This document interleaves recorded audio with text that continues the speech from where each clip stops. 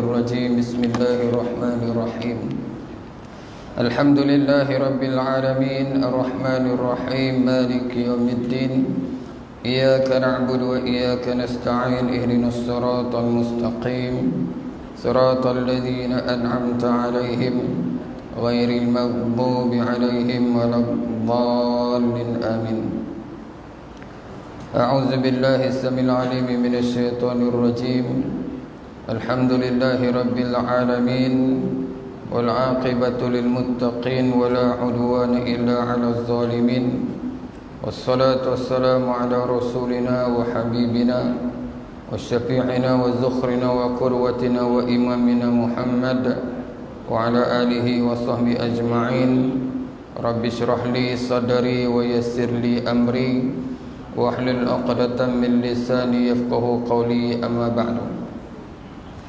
Tuan muslimin muslimat yang dirahmati Allah Subhanahu wa taala, alhamdulillah malam ini kita sambung kembali pengajian kita kitab Beriman pada Allah karangan Tuan Guru Datuk Seri Haji Abdul Hadi bin Haji Awang. Alhamdulillah kita baru saja tamat PKPB kawasan Kulit dan juga PKPD Mukim Sungai Seluang. Namun setelah ditamat, dan kita ni adalah kawasan yang terakhir sekali di Kedah yang bebas daripada PKPB. Tapi hari ni 2-3 hari ni tuan-tuan kes meningkat semula, lebih daripada 2,000. Kita diminta supaya terus mematuhi SOP yang ditetapkan oleh kerajaan. Dan kita bimbang hari Jumaat ni sambutan Christmas baru ni, bila Deepavali kes Muhaibah ni pun dibimbang, bila di Christmas bimbanglah. Dan sebahagian daripada kita pun sama-sama bebas dari PKPD pergi melancong terus. Melancong terus.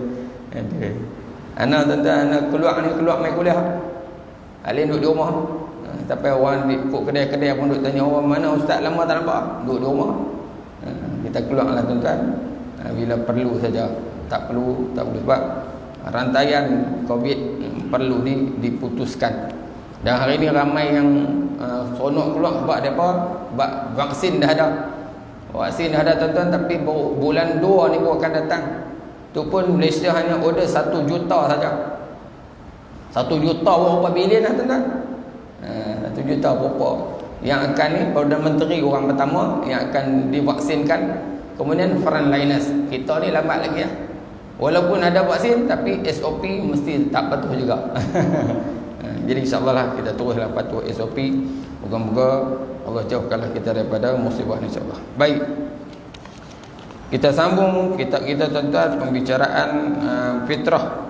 Percaya kepada Allah itu menjadi fitrah manusia. Bab yang kedua, kita masuk dalam bab tasawur yang salah.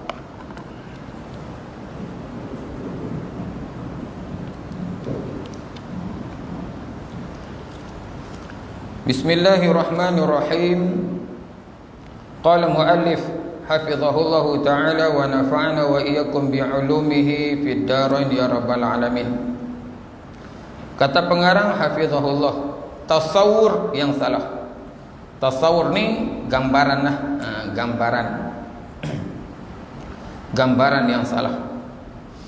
Terdapat di kalangan manusia orang-orang yang engkar wujudnya Tuhan kerana tidak dapat dikesan oleh panca indera mereka, dengan mereka menjadikan panca indera sebagai alasan dan berasaskan kepada kebendaan semata-mata.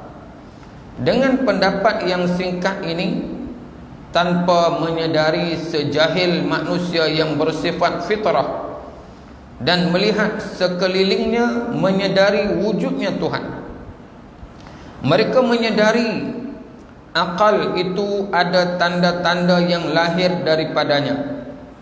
Percaya kepada tenaga elektrik dengan hanya melihat lampu yang bernyala. Sifat semula jadinya percaya kepada Tuhan dengan memandang alam sekelilingnya sahaja.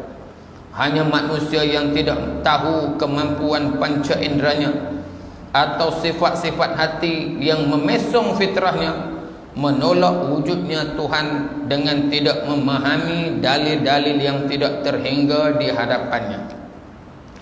Berarti kita kalau bahasa Melayu lah, silap faham lah. Silap faham sebahagian manusia dalam cara mengenali Allah Subhanahu Wa Taala dengan mereka menjadikan alasan panca indera. Dia kata kalau Tuhan ada, pasal apa tak nampak? Dia kata guna. Kalau Tuhan ada tentulah nampak. Ini maksudnya kumpulan materialistik, kumpulan kebendaan.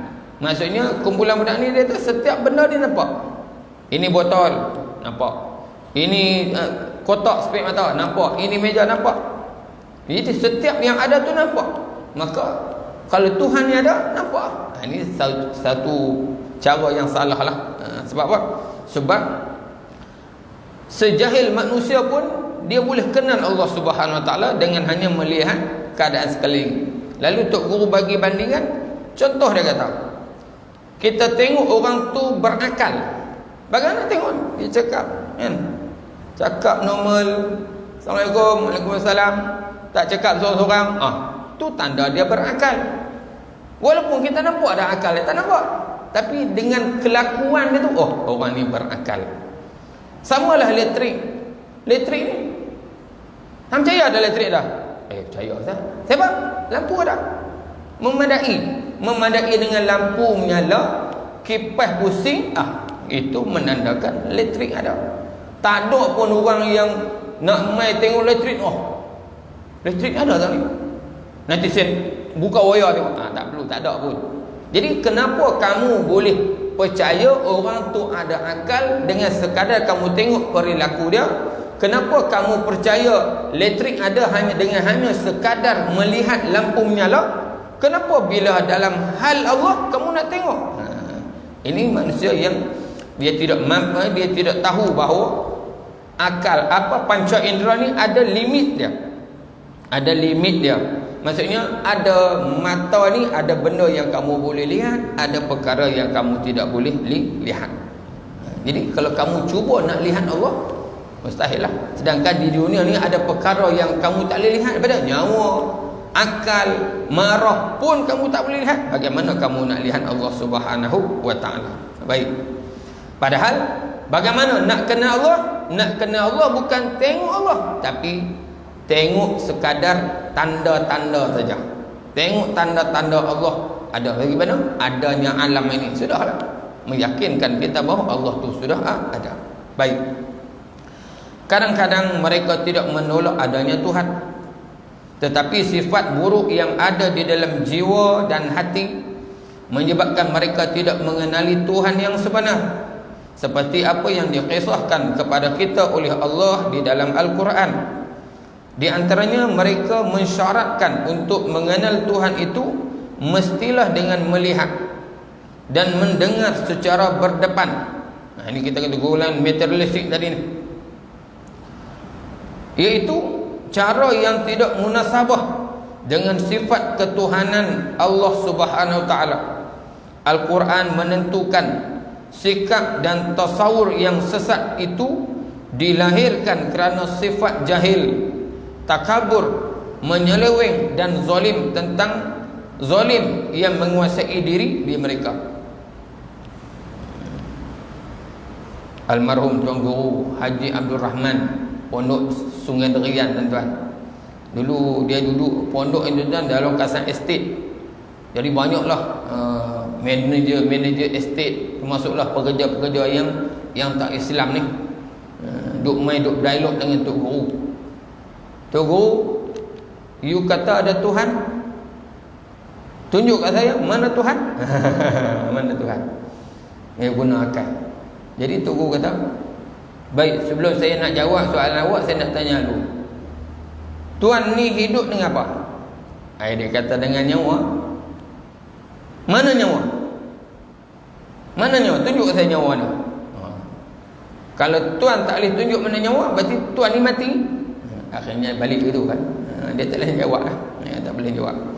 Tapi kalau orang nak beriman, dia beriman terus lah. Tapi orang ini orang kafir, balik itu lah. Dia tak pun. Maksudnya tak ada hujah. Baik. Tentang jahil, maksudnya Tok Guru nak sebut ni, Ada kategori manusia tadi yang memang tolak betul. Hak ni dia tak tolak, tapi tolak tu dengan sebab jahil. A'udzubillahi minasyaitonirrajim. Wa qala alladhina la ya'lamuna laula yukallimuna Allahu aw ta'tina ayah. Kadzalika qala alladhina min qablihim misla qawlihim tashabahat qulubuhum qad bayyana al-ayati liqaumin yuqinun. Surah Al-Baqarah ayat 118.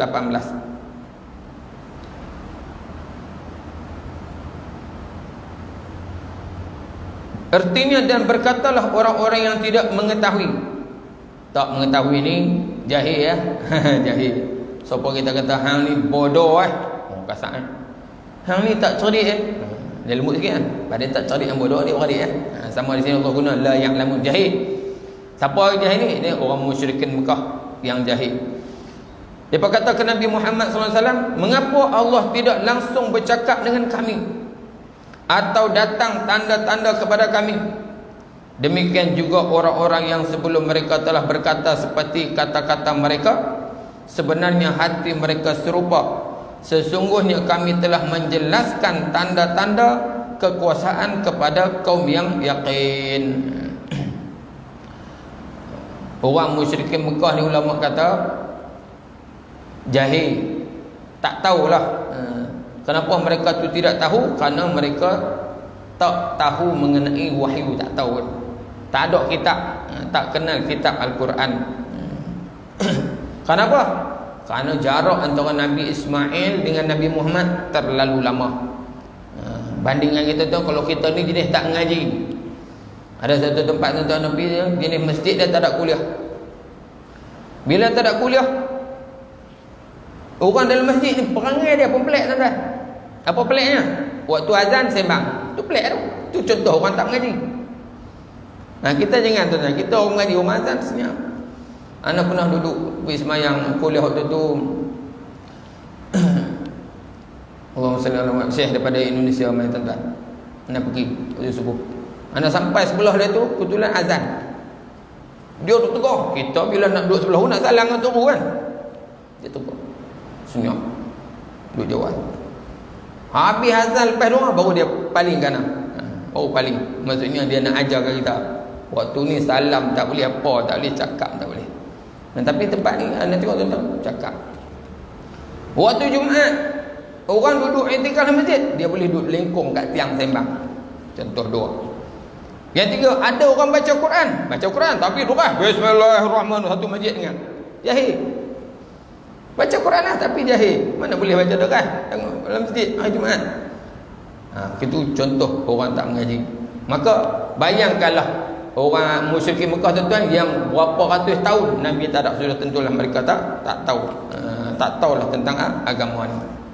Jadi puak-puak jahil ni lah yang kata ke Nabi, "Hey Muhammad, kalau betul Tuhan ada, kenapa Tuhan tak main ceramah sendiri kat kami?" Tu dia tuan-tuan. Nak suruh Tuhan main ceramah. Bolehkah Tuhan nak ceramah kat kita tuan-tuan? Mana boleh. Allah Subhanahu wa ta'ala Maha suci Allah dan Maha tinggi. Layakkah tuan-tuan Allah ni nak main sembangkan kita? Bandingan mudah tuan-tuan, kalaulah Perdana Menteri main, dan menteri ni ikut dia pemimpin rakyat agung tuan-tuan, agung dia main masjid Sungai Limau ni tuan-tuan, dia nak main sembangkan kita? Tak lah, dia akan sembangkan menteri besar, menteri tu lah. Dia tak, agung pun tak main sembangkan kita, apatah lagi Allah yang Maha Agung ni. Tak layak nak sembang. Tapi pemikiran orang kafir, kalau Tuhan ada, mainlah sembang kami, main ceramah sendiri kami. Itu maksudnya tasawur. Tasawur yang salah disebabkan kejahilan mereka. Ataupun datangkan tanda-tanda kepada kami. Lalu Allah sebut kadzalika qala alladzina min qablihim Muhammad, kalau puak ni kata begitu kat kamu, nak tengok Tuhan, nak suruh Tuhan cakap dengan mereka sendiri, nak suruh Tuhan main ceramah. Amalan ni ceramah disampaikan oleh Tuhan. Tu dia. Kalau mereka kata lagu tu, "Hey Muhammad, hak kafir-kafir dulu pun dah kata lagu tu juga." Sama kan? Sebab apa? Tashabahat qulubuhum. Hati orang kafir dulu dan akan datang sama saja. Batu tuduhan-tuduhan buat kafir ni tuan-tuan terhadap kita pejuang Islam ni sama. Dan ingat dulu satu ketika orang tuduh kita, Oh, ni puak-puak lebay parti suci. Itu tuduh kita ni geng parti suci. Orang yang tuduh orang baik sebagai suci ni siapa dia, tuan-tuan? Zaman Nabi Lut alaihissalam. Akhrijuhum, ni puak-puak kafir zaman Lut kata. Innahum qaumun yatatahharun. Usir mereka daripada negara kita. Sebab apa? Puak-puak ni geng suci. Geng LGBT Nabi Lut tuduh kita hak baik ni sebagai geng suci. Sama hala tuan-tuan. Geng penyokong LGBT tuduh sama juga. Tasyabahat qulubuhum. Kafir ni sama tuan-tuan. Betul kita bila kita berhadapan, tuan-tuan, kita baca Quran dan kita berhadapan dengan musuh-musuh Islam, tuan-tuan, tuan-tuan tengok jawapan dia. Kita menambahkan keyakinan kita bahawa kita ni benar dan menambahkan kita hampa ni memang kafir sungguh. Memang kafir sungguh. Apa? Ucapan kamu dengan kafir dulu sopa saja. Baik. Tak mampulah. Tak mampu mereka nak, bagaimana Allah nak turun kepada mereka bercakap dengan sendiri, tak layak. Yang kedua, Quran ni, Quran sendiri pun tuan-tuan boleh ke nak turun direct kat kita? Tak boleh. Baca dalam surah Al-Ahzab, "Lau anzalna hadzal Qur'ana 'ala jabalin la ra'aitahu khashi'an mutasaddian min khasyatillah." Kalaulah Quran ni diturunkan ke atas bukit, nescaya kamu tengok akan dia hancur lebur bukit tu. Tak mampu nak terima Quran. Boleh nak terima ke kita? Tak mampu. Sudah tentu tak mampu. Maka sebab itulah Allah hantar Quran ni melalui perantaraan Jibril kepada Nabi Muhammad sallallahu alaihi wasallam. Maka Nabi sallallahu alaihi wasallam sebagai khilafah ataupun khalifah pengganti Tuhan, Nabi itulah mai cerita kat kita tentang Allah begini. Allah tu wujud. Maka memadai kita dengar daripada Nabi cukuplah. Tak perlu nak tengok Allah sendiri. Baik. Itu dalil yang pertama. Kemudian ada kumpulan yang yang menolak kewujudan Allah ni kerana takabur mereka. Tadi kerana jahil, tak tahu apa. Yang kedua ni kerana sombong.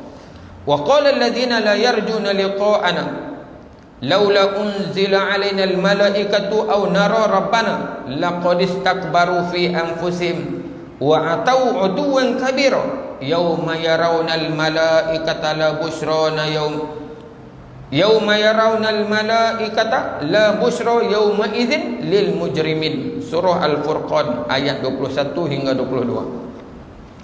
Dan berkatalah orang-orang yang tidak mengharapkan pertemuan dengan kami. Yang ni apa? Yang ni orang yang tak beriman lah, orang kafir lah. Orang kafir kata apa? Mengapakah tidak diturunkan kepada kita malaikat? Tu dia Samsin tengok ni nak tengok malaikat. Mereka ingat malaikat ni siapa kita? Malaikat bukan dia. Malaikat ni kalau dia turun dia bukan nama ceramah dah. Malaikat turun apa? Buat turun azab lah. Illa ayat yang al-ghamam, dia akan bawa awan hitam. Ketika tu Tuhan nak apa? Nak bagi arahan, nak hancurkan manusia. Sebagaimana malaikat turun pada Nabi Muhammad SAW, nak angkat bukit, nak hampuk atas kepala pokok Taif. Tu malaikat turun lah tu. Turun bawa azab. Mengapa mereka tidak diturunkan kepada kita malaikat, atau mengapa kita tidak melihat Tuhan kita? Nak tengok Tuhan. Sesungguhnya mereka memandang besar tentang diri mereka. Yang disebut tu laqad istakbaru. Mereka memandang besar tentang diri mereka. Maksudnya takabur ni, takabur daripada kalimah kabir, besar. Takabur ini buat besar. Buat besar. Dia kecil ya, manusia ni kecil ya, tapi buat besar. Sombong. Sesungguhnya mereka memandang besar tentang diri mereka, dan mereka benar-benar telah melampaui batas. Pada hari mereka melihat malaikat, tidak ada khabar gembira bagi orang-orang yang berdosa. Manusia ni kerdil ya tuan-tuan. Kerdil. Bagaimana nak jumpa Allah Subhanahu wa taala. Lepas tu mereka pula tuan-tuan nak supaya Allah ni mai jumpa mereka. Orang besar mana nak suruh Tuhan mai jumpa ni? Tak layaklah Allah nak turun jumpa mereka. Dan disebut tuan-tuan ni, Bila di hujung ayat tu, yauma yarawna al-malaikata la busyra yauma idzil lil mujrimin. Bila malaikat turun, waktu tu dia bukan bawa berita gembira, tapi bawa azab lah. Bawa azab, bawa gempa bumi, wa zulzilu zilzalan syadida. Manusia ni tuan-tuan, bila malaikat turun, contoh orang kafir. Orang kafir yang lawan Nabi ni, yang duk kata begini, mengapa Tuhan tak jumpa kami? Mengapa Tuhan tak hantar malaikat mai? Maka bila malaikat turun waktu perang Badar. Waktu tu tuan-tuan, malaikat mai pancung kepala mereka, pukul belakang mereka, potong tangan-tangan mereka, lalu diseret roh puak-puak kafir ni ke alam barzakh. Orang beriman tuan-tuan, rohnya dicabut dengan baik, dengan lembut. Tu pun terberak kencing kan. Kita orang mati ni terkencing terberak, malaikat cabut paling lembut tuan-tuan. Tu pun terkencing terberak. Bayang puak-puak kafir tuan-tuan, yang malaikat cabut dengan kasar sekali, dipukul, dihentam dan sebagainya. Itu malaikat turun diserap masuk neraka. Maka sebab itulah malaikat ada yang mereka kata, keluarkanlah roh kamu sendiri. Waktu nak cabut bunuh, malaikat kata, cuba keluar. Keluar roh semua. Asal mesti ingat, nak jumpa aku. Nak jumpa aku. Hari ni bolehlah jumpa. Baik.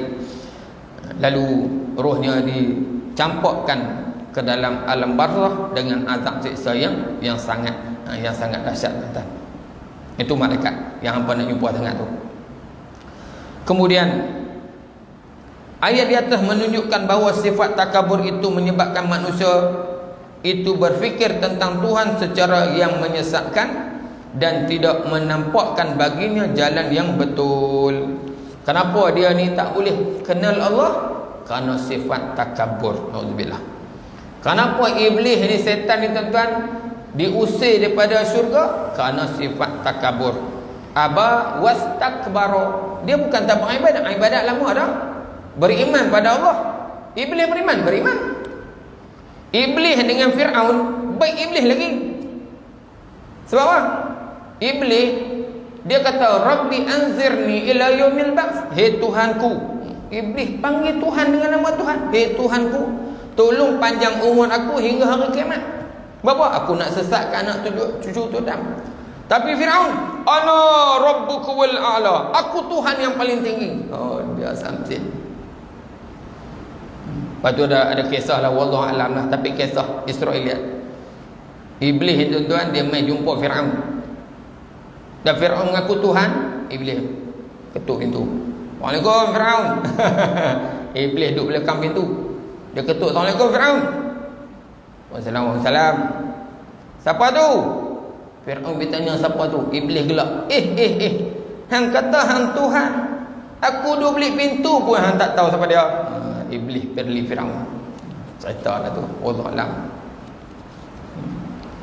Baik. Iblis sombong. Dia beriman tapi sombong. Tapi diusir juga daripada syurga. Kenapa? Qala ma man'aka an tasjudani iz amartuk. Hei Iblis, kenapa kamu tak sujud padaku ketika aku perintah? Iblis kata, ana khair. Qala ana khairu minhu, khalaqtani min nar wa khalaqtahu min tin. Hei Tuhan, lagu mana aku nak sujud pada Tok Adam? Tok Adam dia jadi daripada tanah, aku daripada api. Tu sombong. Padahal, hei Iblis, hang daripada api tu siapa buat? Akulah. Akulah yang menjadikan hang daripada api. Akulah yang menjadi hang Adam daripada tanah. Tak ada beza, serupa lah. Kita daripada tanah, Iblis daripada api, serupa tuan-tuan. Yang hebat Allah Subhanahu Wa Taala yang boleh menjadi, yang menciptakan kita. Tapi sombong, Iblis sombong. Samalah manusia sombong, dia tak boleh nak kenal Allah Subhanahu Wa Taala. Sebab tu ada Nabi SAW kata sebut, tak akan masuk, la yadkhulunal jannata, tak akan masuk syurga orang yang ada misqala habatin min khardal min kibri. Orang yang ada takabur dalam hati dia, walaupun sebesar zarah, sebesar biji sawi pun tak boleh. Kita beriman pun tak boleh ada sifat takabur.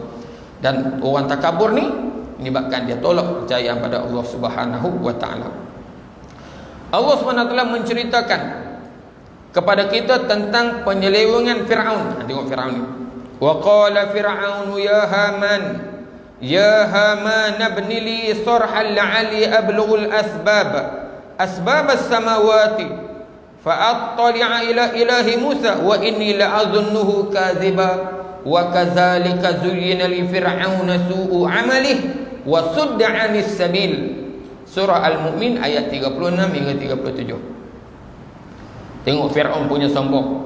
Padahal yang pergi ceramah dekat dia sedah Nabi Musa. Siapa Nabi Musa? Anak angkat dia. Yang dia duk riba, yang dia duk dudui. Patutnya bila anak ni nasihat pak, dia dengar tapi dia sombong. Sehingga bini dia sendiri Asiyah beriman, tapi Fir'aun terus dengan kesombongan dia. Sehingga dia kata apa? Dan berkatalah Fir'aun, hei Haman, hei Tan Sri Haman, buatkanlah bagiku sebuah bangunan yang tinggi supaya aku sampai ke pintu-pintu, iaitu pintu-pintu langit, supaya aku dapat melihat Tuhan Musa. Dan sesungguhnya aku memandangnya seorang pendusta. Demikianlah dijadikan Fir'aun memandang baik perbuatan yang buruk, dan dia dihalangi dari jalan yang benar. Na'udzubillah. Fir'aun tentu punya samsin, dia perli. Bila Nabi Musa kata ada Allah, ada Tuhan yang sebenar, Nabi Musa, Fir'aun perli. Haman, hang tolong buat bangun yang begitu tinggi, aku nak naik.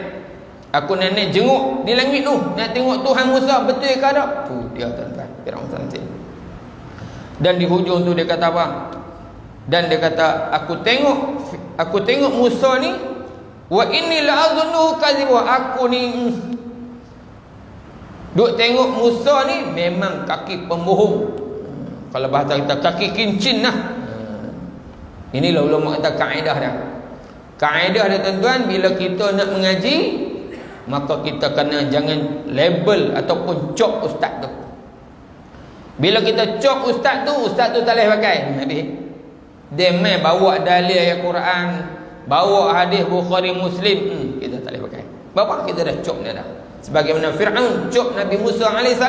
Walaupun Nabi Musa ni anak kat dia sendiri, Nabi Musa tunjukkan mukjizat yang luar biasa. Tongkatnya menjadi ular, tangannya bercahaya. Fir'aun tetap kata, haza sihrun mubin, ini sihir yang nyata. Memang hang ni Musa, hang duk pakat dengan puak-puak lisi ni, duk rancang nak gulingkan kerajaan aku. Dia fikir tu lah di Fir'aun itu. Maka sebab itulah kita pengajaran ulama kata, kalau kita pun jangan ada sifat, jangan ada label tu. Kita nak mengaji, kita kena dengar elok lah, dengar elok, terima pandangan yang disampaikan tu dengan ikhlas. Sebab tu ayat kata, bila kita nak main ni, kena niat dengan ikhlas.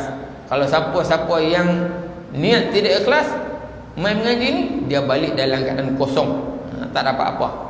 Tak dapat apa-apa dia mengaji tu. Kena niat dengan bersih. Main ni nak dapat ilmu, nak dengan kita mengaji kita ni, aku nak menambahkan keyakinan aku pada Allah Subhanahu wa taala. Kenapa tuan-tuan? Jangan kita kata tak apa dah, tak perlu dah mengaji beriman, sebab kita beriman tak. Hati kita ni qalbun. Qalbun ni tuan-tuan ialah yang berbalik-balik. Qalbun, nama pun qalbun, dia terbalik. Qalbun ni tuan-tuan, dia berbolak-balik. Nama hati kita ni qalbun, benda yang berbolak-balik. Apa maksud berbolak-balik? Kejap beriman, kejap tak beriman. Kejap yang kuat iman, kejap lemah. Tu berbolak-balik. Sebab itulah kita, ada ketika kita semangat nak main masjid, ada ketika dia lemah, kan? Ada ketika tu bangun pukul 4 bangun dah, siap mandi nak tunggu masjid. Ada ketika tu tunggu, bangun agak ni nak tidur balik, dia lemah. Dia jadi begitu. Sebab tu kita selalu doa, ya muqallibal qulub sabbit qalbi ala dinika wa ta'ati. Hei Tuhan yang membalik-balikkan hati, tetapkan hatiku atas, biar aku ni sentiasa beriman pada kamu, biar hatiku ni sentiasa taat kepada kamu. Lepas tu kena sentiasa mengaji, tambah. Bila kita mengaji ni tuan-tuan, tambah keyakinan kita pada Allah Subhanahu Wa Taala. Dalam suasana kita hidup dalam suasana fitnah hari ni, duduk dalam suasana fitnah, maka lebih-lebih lagi lah kena mengaji akidah ni. Baik, itu tentang takabur. Kemudian tentang zalim pula. Tentang zalim pula Allah Subhanahu Wa Taala berfirman, Wa idh qultum ya Musa lan nu'mina laka hatta nara Allah jahrah fa akhadhatkumus sa'iqatu wa antum tanzurun. Surah Al-Baqarah ayat 55. Dan ingatlah ketika kamu berkata, wahai Musa, kami tidak akan beriman kepada kamu sebelum kami melihat Allah dengan terang. Kerana itu kamu disambar petir sedangkan kamu menyaksikannya. Allah Rabbi.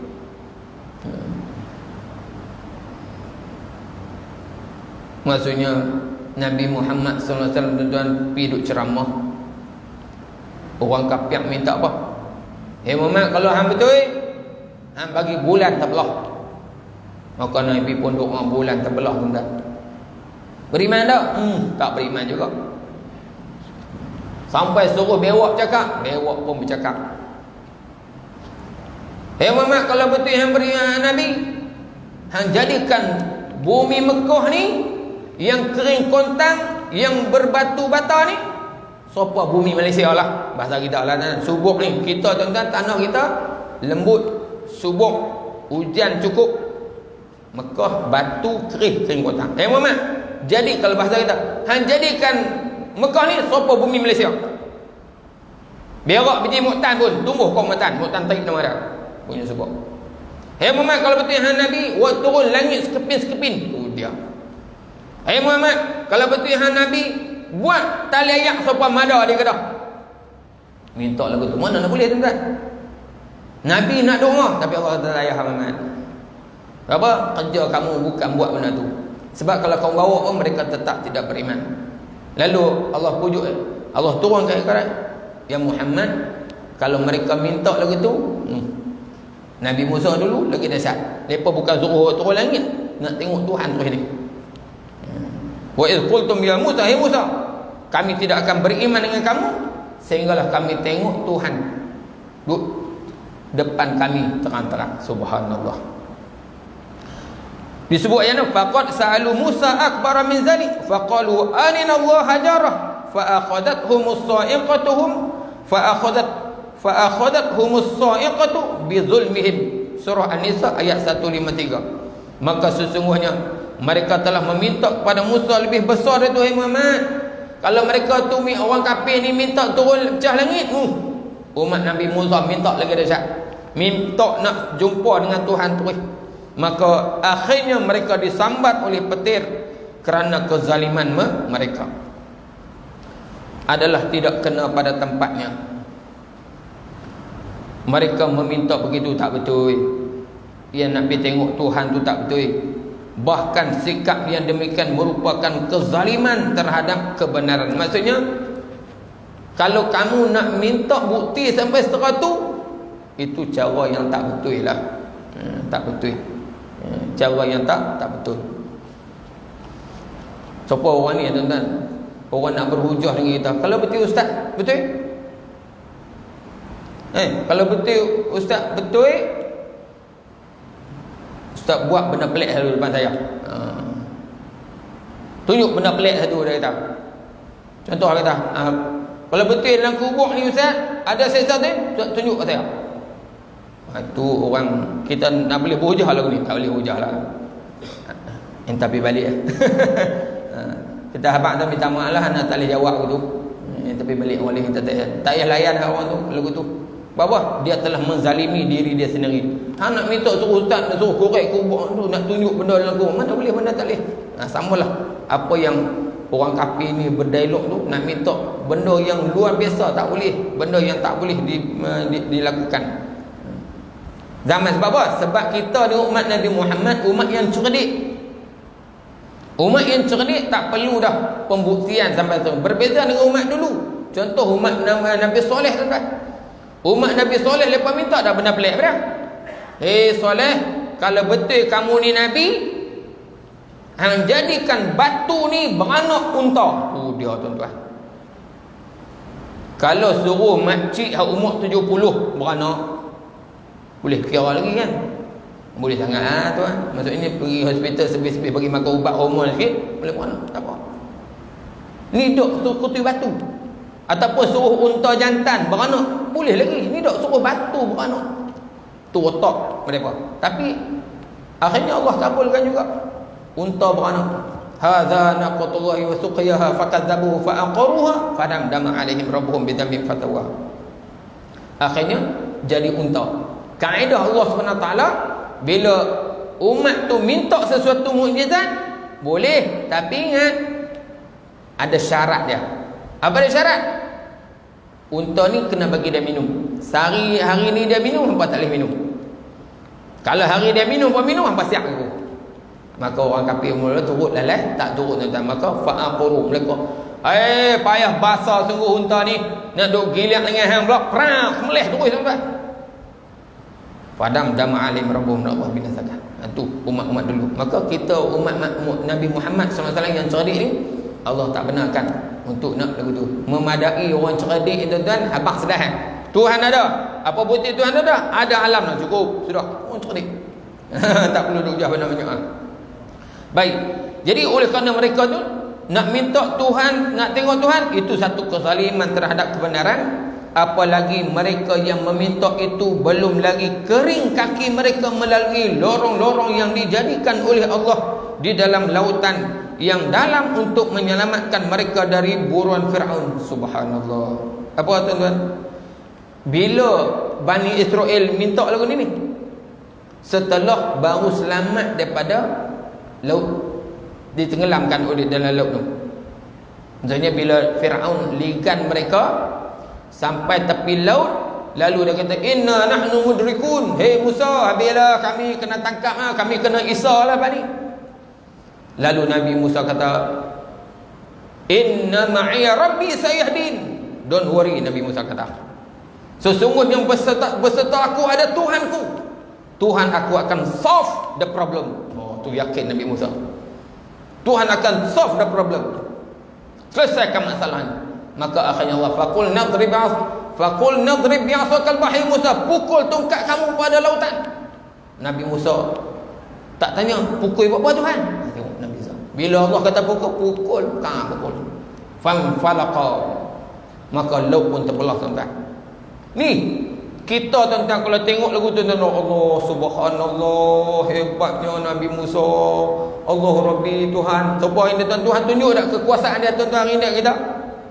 Tuhan tunjuk depan mata, tuan-tuan nampak tak nampak, wallah'alam. Apa Tuhan tunjuk kuasa tuan-tuan? Wa innallaha ala nasrihim laqadir. Allah berkuasa nak tolong orang Islam. Buktinya tuan-tuan baru ni, bajet 2021 tuan-tuan lulus. Dalam keadaan musuh-musuh kita tuan-tuan duk rancang nak gagalkan bajet ni. Mereka nak tolak bajet tuan-tuan, supaya bila tolak bajet, dengan sendirinya Perdana Menteri hilang kepercayaan, lalu dia kena letak jawatan, mereka boleh memerintah negara. Tu perancangan mereka. Tapi yang berlakunya tuan-tuan hari tu, orang yang nak jadi Perdana Menteri, dia sendiri arah supaya jangan bangun. Menyebabkan bajet lulus. Mereka tak puas hati tuan-tuan. Mereka rancang untuk nak tolak pada setiap kementerian. Menyebabkan mereka buat undi belah bagi. Setiap kementerian tu ada 60 kementerian. Menyebabkan MP-MP kita tuan-tuan tak boleh turun ke padang. Hari-hari kena attend parlimen. Sehingga ada orang yang gelang pink pun kena masuk parlimen pakai PPE. Kenapa? Nak undi. 60 kali undi tuan-tuan. Semua setiap undi gagal belaka. Inilah pertolongan Allah. Alhamdulillah, kerajaan Perikatan Nasional selamat. Ni kita yakin pertolongan Allah SWT. Bahawa pembangkang hari ini tuan-tuan adalah pembangkang yang terkuat atas muka bumi. Pembangkang yang paling kuat sekali. Tapi mereka tak mampu nak jatuhkan kerajaan. Ini kerja Allah SWT. Samalah orang Yahudi ini tuan-tuan, Bani Israel ini, Allah tunjuk depan mereka, tomalah lalu mereka lalu tuan-tuan, sampailah di seberang sana, Fir'aun pun turun. Akhirnya Allah katuk kembali. Mereka nampak Fir'aun, laut tu kalau Fir'aun tenggelam, tolong mati habis. Elok naik atas darat tuan-tuan, ayak kaki tak kering lagi. Hei Musa, mana Tuhan? Kami nak tengok. Celaka sungguh perempuan ni. Memang Yahudi tuan-tuan layak kata celaka. Kalau bahasa kita, hei Yahudi, hampa ni menantang sungguh. Ni yang belah bumi tadi, yang belah laut tu siapa dia? Tuhan lah wahai bodoh. Dia nak tengok Tuhan bagi. Tapi itulah perangai mereka tuan-tuan. Jahat, serah Yahudi. Allah laknat. tutup pintu hati, tak akan beriman sampai kiamat, jahat sampai kiamat. Dan hari ini pun jahat, tuan-tuan. Hari ini, tuan-tuan, sampai dia punya nak kuasai, tuan-tuan, habislah negara-negara Arab pun, tuan-tuan, sudah diminta supaya iktiraf negara Israel. Bumi, tanah haram yang diharamkan orang kafir, tuan-tuan, sekarang dah ada disko tempat menari macam dah, tuan-tuan, yang diistilahkan sebagai normalisasi. Sehingga khatib di atas Masjidil Haram berkhutbah supaya menerima Israel sebagai negara yang sah. Oh, sedih, tuan-tuan. Sedih. Sedangkan Yahudi ni tak boleh. Tak boleh duk normalisasi dengan mereka. Maksudnya kita ni normalisasi, tuan-tuan. Contoh kita dulu semayang jauh, sekarang dekat. Dulu semayang dekat, sekarang jauh. Ini normalisasi, terpaksa terima. Pakcik, sabarlah Tok Imam. Nah, ini normalisasi. Tak apalah, Ustaz. Lepas tu nak normal. Yahudi ni dilaknat, kena lawan, kena perangi. Ubah, kena buat baik Yahudi. Itu normalisasi yang bercanggah dengan kebenaran, tak boleh. Tu Allah sebut Yahudi, tuan-tuan. Wallahu alam. Kemudian sikit, tuan-tuan, nak pilihan raya ni nak sebutlah beberapa perkara tentang isu semasa sikit. Yang pertama, tuan-tuan, Allahumma salli ala Muhammad. Isu yang masih lagi ditimbulkan ialah isu SOP ni. Jadi kita kena jawablah SOP ni. Ada ustaz kata, dia kata teruk COVID ni, dia kata lebih teruk daripada babi. Pesakit COVID ni lebih teruk daripada babi. Apa? Babi kalau masuk masjid kunjung tu, orang samuk dekat tu lah. Tapi kalau orang COVID, habis satu masjid kena sanitize, tutup seminggu. Dia kata satu hujah. Yang kedua, dia kata Nabi suruh duduk rapat, KKM suruh duduk jauh. Nak turut Nabi ke nak turut KKM? Juga. Itu.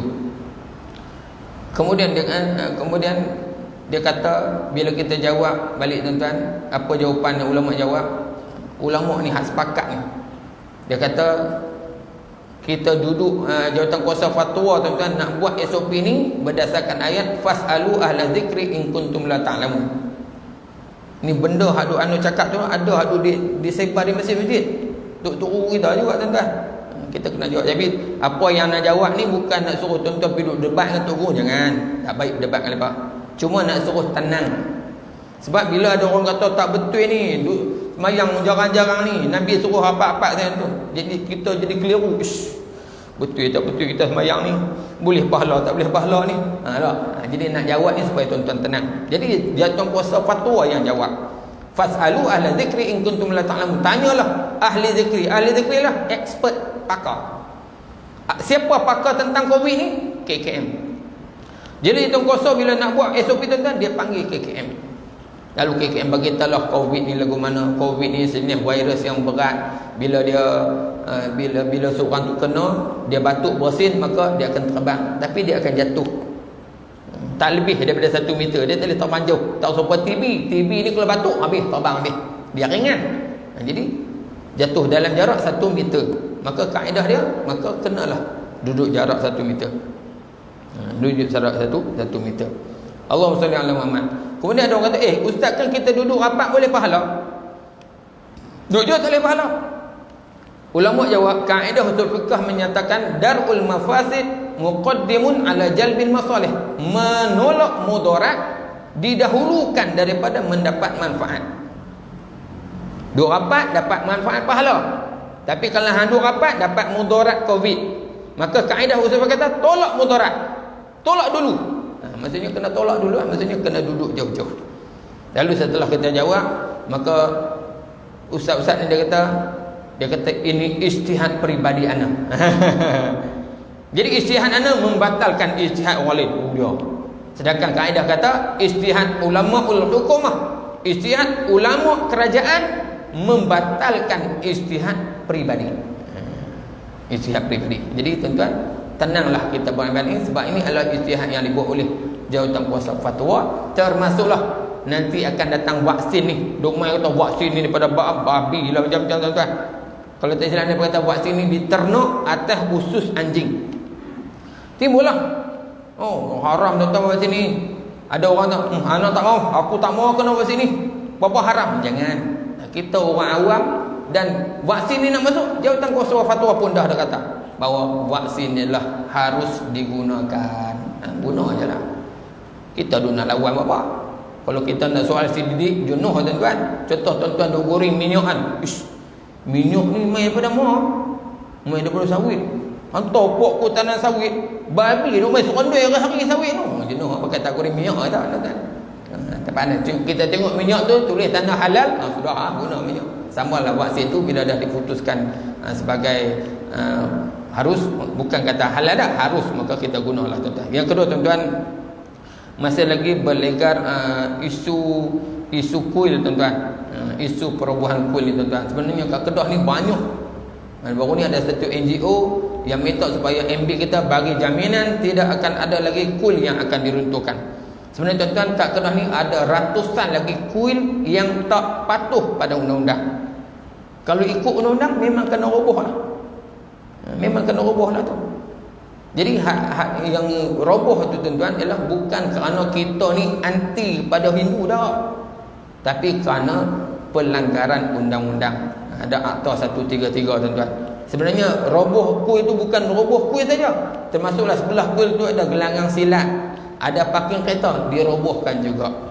Yang lepas tu MB jawab, bila NGO tu kata tidak ada lagi roboh, MB kata tidak ada siapa pun yang boleh melawan undang-undang. Bila kuil ke, masjid ke, surau ke yang langgar undang-undang, dia terpaksa dirobohkan sebab mengganggu orang lain. Jadi kita kena jawab lah. Sebab apa? Rakyat India tuan-tuan bawah kanan dia tak tahu, tapi bila pemimpin dia duk main isu ni, dia pun jadi marah tuan-tuan. Jadi kita lah kena perjelaskan bahawa bukan kami ni anti kuil. Kan dalam Islam pun kan ajak dalam Islam waktu perang tak boleh runtuh kuil, tak boleh. Tak boleh runtuh, tak boleh bunuh tu sami, itu ajaran Islam.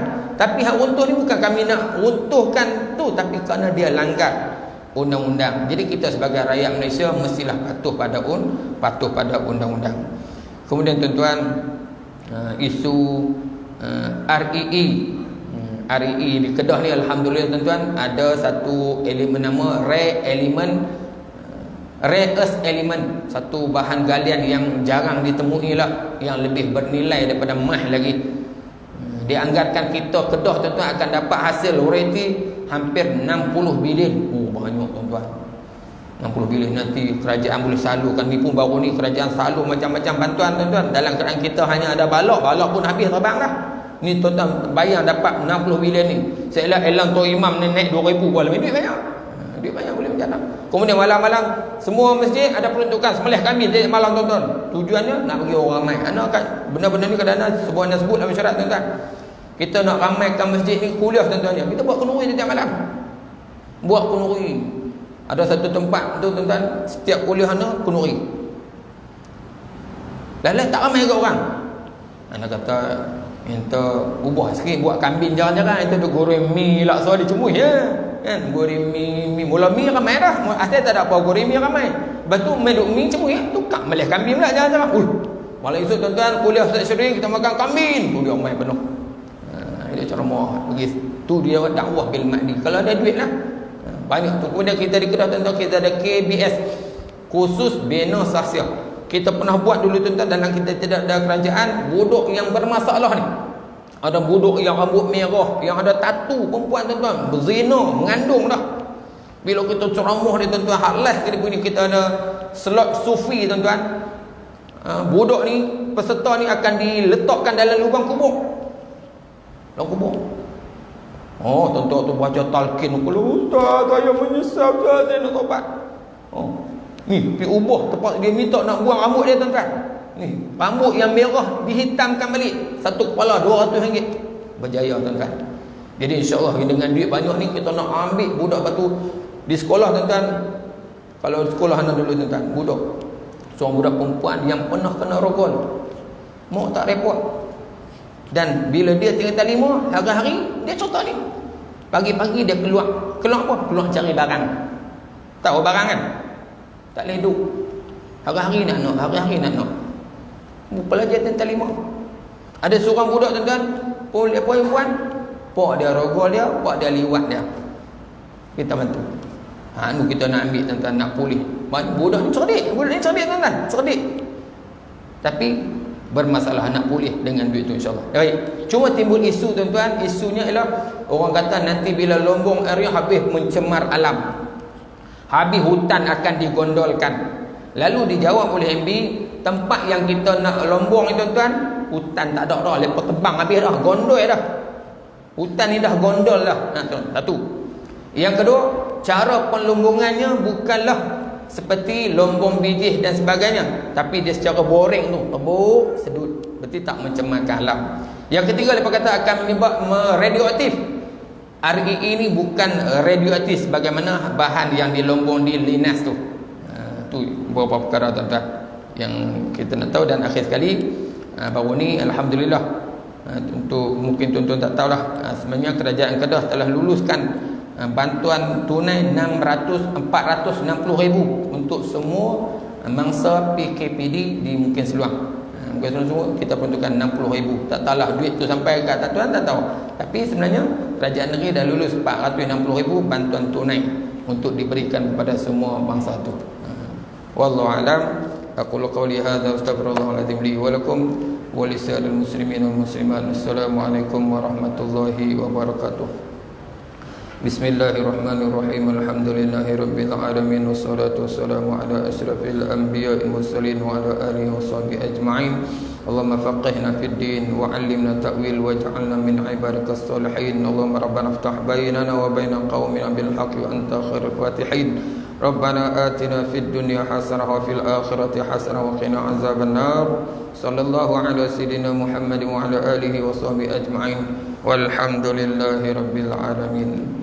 Subhanakallahumma bihamdik asyhadu an la ilaha illa ant astaghfiruka wa atubu ilaik. Bismillahirrahmanirrahim.